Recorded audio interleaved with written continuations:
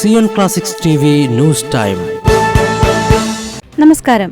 Zion classics TVയിലേക്ക് സ്വാഗതം. 2024 13 കർദിനാൾമാർക്ക് കോൺക്ലേവിൽ വോട്ടവകാശം നഷ്ടമാകും.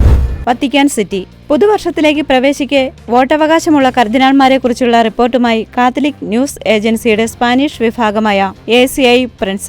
ഈ വർഷം 13 കർദിനാൾമാർക്ക് 80 വയസ്സ് തികയുകയാണ്. ഇതോടെ കത്തോലിക്ക സഭയുടെ നിയമമനുസരിച്ച് മാർപ്പാപ്പയെ തിരഞ്ഞെടുക്കുന്നതിനുള്ള ഭാവി കോൺക്ലേവിൽ പങ്കെടുക്കാൻ ഇവർക്ക് കഴിയുകയില്ല.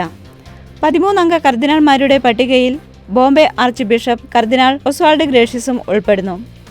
ഡിസംബർ 24 കർദിനാൾ ഒസ്വാൾഡിന് 80 വയസ്സ് തികയുക.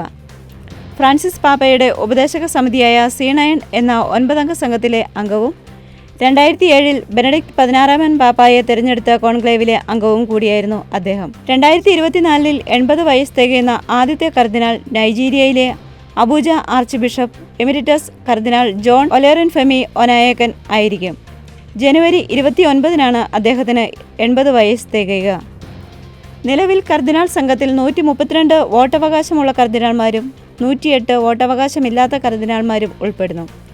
2024 അവസാനത്തോടെ പുതിയ കർദിനാൾ നിയമനങ്ങൾ ഒന്നും ഉണ്ടായില്ലെങ്കിൽ വോട്ടവകാശമുള്ള കർദിനാൾമാരുടെ എണ്ണം 119 കുറയും. ഇതോടെ പെറു, പനാമ, ലവോസ്, വെനസ്വേല, കെനിയ എന്നീ രാജ്യങ്ങളുടെ പ്രതിനിധികൾ ഭാവി കോൺക്ലേവിൽ ഉണ്ടായിരിക്കുകയില്ലെന്നും ACI പ്രിൻസ റിപ്പോർട്ട് ചെയ്തു. ഫ്രാൻസിസ് പാപ്പ പത്രോസിന്റെ പിൻഗാമിയായി തെരഞ്ഞെടുക്കപ്പെട്ടതിന് ശേഷം ഇതുവരെ 70 രാജ്യങ്ങളിൽ നിന്നായി 142 പേരെ കർദിനാൾ പദവിയിലേക്ക് ഉയർത്തിയിരുന്നു.